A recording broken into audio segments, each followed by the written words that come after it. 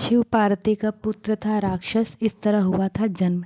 एक बार भगवान शिव और माता पार्वती घूमने हुए काशी पहुंच गए।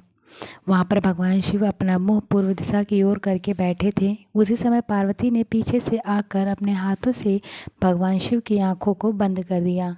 ऐसा करने पर उस पल के लिए पूरे संसार में अंधेरा छा गया।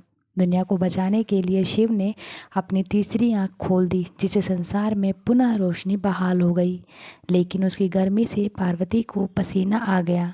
उस पसीने की बूंदों से एक बालक प्रकट हुआ।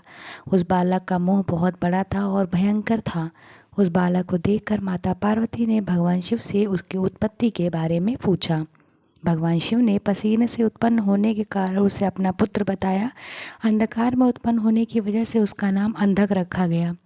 कुछ समय बाद दैत्य हिरण्याक्ष के पुत्र प्राप्ति के वर मांगने पर भगवान शिव ने अंधक को उसे पुत्र रूप में प्रदान कर दिया।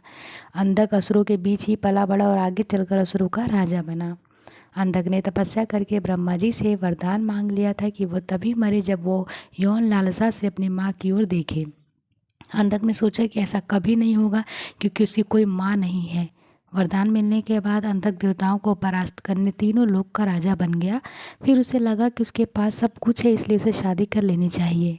उसने तय किया कि वह तीनों लोक की सबसे सुंदरी स्त्री से शादी करेगा।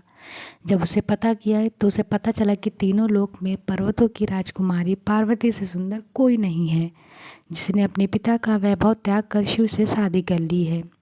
वो तुरंत पार्वती के पास गया और उसके सामने शादी का प्रस्ताव रखा।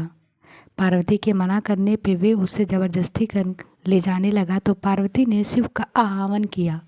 पार्वती के आह्वान पर शिव वहाँ उपस्थित हुए और उसने अंधक को बताया कि तुम पार्वती के ही पुत्र हो। ऐसा कहकर उन्होंने अंधक का वध कर दिया। वामन पुराण में अंधक को शिव पार्वती का पुत्र बताया गया है, जिसका वध शिव करते हैं। जबकि एक अन्य माता अनुसार अंधक कश्यप ऋषि और दिति का पुत्र था, जिसका वध भगवान शिव ने किया था।